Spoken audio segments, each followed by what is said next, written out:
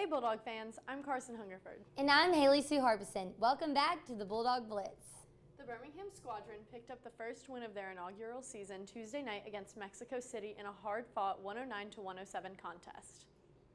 The Samford women's basketball team came out on top Friday against Murray State, 75-66.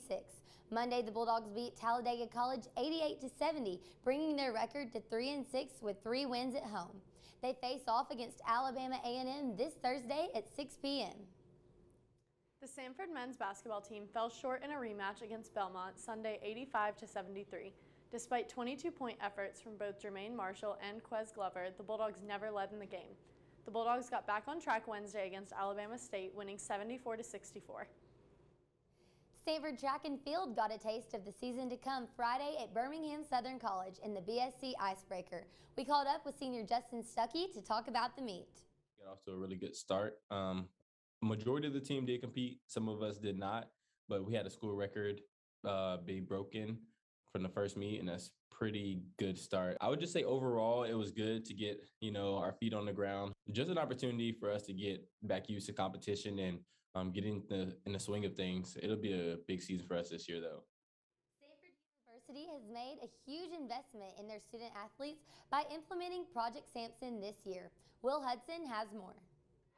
In the summer of 2021, Samford University launched Project Samson to bring the latest technology, data analytics, and sports medicine practices to Samford athletics. Project Samson is a university project that, I hate to say project twice, but it's a project that was really looking and geared towards enhancing the health and well-being of our student athletes. We're not only interested in improving performance, but also creating safer and healthier environments for them to train in and creating safer and healthier environments for them to participate in. And so the fewer the injuries they have, the more successful we should be able to be, and just as better off in the whole picture for what we're trying to get with our athletes. When it came to enhancing the lives of their student athletes, Samford spared no expense. For me, one thing as we looked at this technology, I didn't want anything that wasn't really proven. And so as Mr. Cooney and I talked, as some of the other members of the sports performance team talked, we really wanted to make sure we got stuff that had a proven track record of being the best of the best. Like, we didn't want just some company that was just starting out. We wanted a proven track record of somebody that was working with highly successful teams and doing it in a great way. And so we really looked at pieces of equipment that were really the best, honestly. And we were able to take that and develop our own system, but at the same time, where I feel the sports performance world is going is away from, the cookie cutter programming where here's a program, everybody does it because everybody plays football or everybody plays whatever sport, insert here. So what I think it's really going to is this evaluation and more scientific process where we can individualize our athletes' needs. But Project Samson is much more than just an upgraded weight room. I think it's above just strength and conditioning. It's above just getting stronger and going out and being in shape for your sport. It's really training to be the best of your position, what your individual needs are as you go out there. Mm-hmm. For the Bulldog Blitz, I'm Will Hudson. Walk-ons rarely receive the spotlight, but this week we sat down with Clay Holmes on his journey to play for Bucky McMillan and the men's basketball team. Andrew Simonson has the story. Last month was signing day for high school seniors, and for some, it's a joyous celebration of all they have accomplished. But for others, it looks like this. Working hard in the gym, the film room, or the classroom, hoping to get noticed by some program. These student athletes are the unheralded supporting actors of college sports, the walk-ons. While they may not receive any scholarships or special treatment from coaches, they are college athletes just like their highly ranked counterparts. Meet Clay Holmes, a 6'2" guard out of Brentwood, Tennessee in his second season with the Bulldogs. Holmes knew he wanted to play college basketball, but wasn't excited by any of his Division II or III offers. But then he had a revelation while playing with his friends at Belmont University. He had what it took to play at the Division I level. I would go and I'd play pickup with them, and I'd have conversations like, what does this look like? How do you do this? And I realized I was able to hang. Mm-hmm. As a high schooler, I was able to hang and I was able to play with them, and I was able to, not do bad. And so I kind of came to the realization, I think I'm good enough to do this and be here and go to the next level. Holmes was recruited by former Bulldogs coach Scott Padgett, who was fired in March 2020 right as Holmes was assessing his collegiate options. According to Holmes, all it took was one listen of a podcast with Bucky McMillan to seal the deal. I was in Mexico on spring break, and I left I heard Bucky got the job, and I went into my room and I listened to a podcast, just hearing his philosophy on things and how he likes to create a culture and create a program, and I mean, I was sold. I was sold right then and there. Holmes came to Samford as a preferred walk-on, which meant he was virtually assured a roster spot. That didn't stop him from putting in work and accepting his role on the team, limited as it has been. Holmes has made 4 appearances for the Bulldogs over the past 2 seasons, and scored his first points in non-conference play last year against Covenant. As his career goes on, he hopes to break into the rotation and contribute more to the team. While it's easy for athletes to get trapped in a social bubble with their teammates on campus, Holmes is as socially involved as any Samford student. He's active all over campus, including as a Sigma Chi, and takes advantage of the unique position he has as a student-athlete. He acknowledges that basketball is like a job in college, and he plans his entire day around basketball. He loves everything about Samford and wants to be as active as he can. While Holmes may not be starting on the basketball court yet, he remains proof that you don't need to be heavily recruited to find your home at a Division I school. Although it doesn't hurt when Samford's been a part of you since you were born.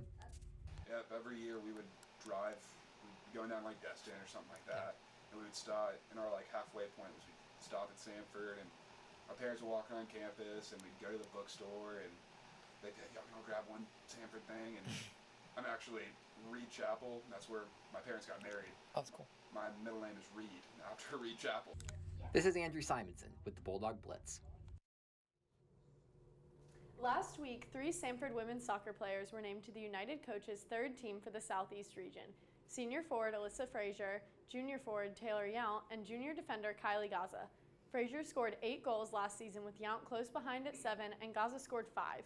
All 3 athletes were key contributors during their run to the SoCon Championship. 5 Bulldogs were named to the SoCon Football All-Conference team, which is selected by coaches across the league. Samford quarterback Liam Welch made the SoCon First Team Offense and was named a finalist for the Walter Payton Award, which honors the top player in the FCS. Wide receiver Montrell Washington made both First Team Offense and Special Teams. Offensive tackle Gavin Orr made Second Team Offense, and defensive tackle Seth Simmer made Second Team Defense. Left guard Jabari Brooks rounded out their selections by making the All-Freshman Offensive Team. Samford women's basketball hopes to continue their hot streak this weekend against local foes Alabama A&M and UAB. A&M currently sits at 0-6 after a tough non-conference schedule. UAB comes off back-to-back wins and is 5-2 on the season. The matchups close out a 4-game homestand for the Bulldogs. On a positive note for the Samford basketball program, 4-star recruit Wesley Cardette Jr. made his debut this season. Last night, he had a breakout performance with 27 points against Alabama State. Caroline Spikes has more about his impact so far. Despite his young age, Wesley Cardette Jr., otherwise known as Wes, has been able to fill the role as a leader on and off the court. Wes is a freshman here at Samford and has quickly grown to be an essential part of the men's basketball team. In just the first 8 games, Cardette has played 168 minutes and scored 65 points, averaging to about 8 points per game.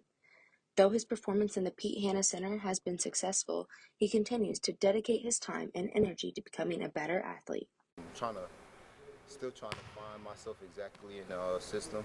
But I feel like I'm getting better every day. I feel like I'm going to keep cracking at it until I can become the best player I can be for Samford. Wes was nationally ranked in high school and quickly caught attraction from well-known Division I schools, such as Alabama, Auburn, and Clemson, among many others. But ultimately, he decided Samford was the best fit for him. But Coach Bucky showed me his system, and I feel like his system worked best for me out of all the colleges that's taught to me. Coming in from West Oaks Academy in Fort Lauderdale, Florida, the 6'6" guard knew the competition and lifestyle would change drastically. With the help from head coach Bucky McMillan, he's been able to adjust well in regards to his time, diet, and skills. The transition has been smooth. Since my time here at Samford, I've gotten a lot bigger, like in the weight room, learned a lot of new skills and sets from Coach Bucky throughout the summer, so I feel like the transition was good for me. Aside from basketball, he wants to use his time wisely at Samford as he furthers relationships throughout the team and around campus. Thankfully, he already had a really cool community in the basketball team, but I think that I was able to serve a role of Yeah, a student that is older, but also just a normal student that's not an athlete. Throughout his next 4 years, Wes will continue to work hard to get where he wants to be, not only for himself, but for the program as a whole. From the Bulldog Blitz, I'm Caroline Spikes. Kimball Cassidy was named the new head softball coach at Samford this past year. Here's Sam Carbonara with more. Head Samford softball coach Kimball Cassidy is a Trussville, Alabama native who played as a starting third baseman for Auburn University all 4 years. Cassidy has coached high school softball where she realized her main passion was to be a head coach for college. She was a head coach at Birmingham Southern for 11 years and led them to win 5 conference tournaments, regionals, and eventually a World Series. She explained that despite her success at a bigger school, she's always had her eye on Samford. Here's Coach Kimball Cassidy. I knew that my mission and my goal in my life was to be a head softball coach at a college. So luckily I got back into college coaching and was hired on as the head coach at Birmingham Southern. So I spent my last 11 years at Birmingham Southern as the head softball coach there. Samford was always in the back of my mind. If that job ever were to come open, that would be one job that I would leave Birmingham Southern for. And so we happened to be on our way to the College World Series, and that job, I got a phone call, and they said, "Hey, you're going to apply for the Samford job." And so try not to get too excited because I knew we had something else to prepare for. But so long story short, I took the Samford job, and it's been just remarkable ever since. What I've appreciated so much is that it's always different when you bring in a first-time head coach and you don't really know the kids yet and you don't really know your team. And these girls have been so welcoming and have really bought into the philosophy and the mission that we're trying to teach.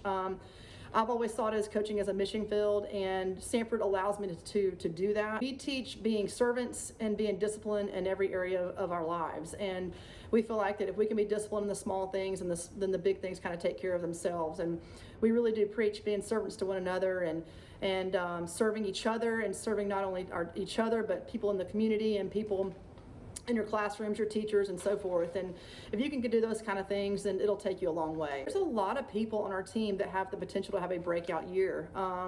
We've got a couple of seniors that are excited, and I think those guys are going to be, they're going to step up and have big years for us. And a lot of good freshmen too that really that have potential to start. So it's hard to say, and we've got a lot. We're a very young team, so it'll be interesting to see who really steps up and has that breakout year. But I really see our team stepping up in a big way, just because we've worked hard and they've bought in, and they really do work hard.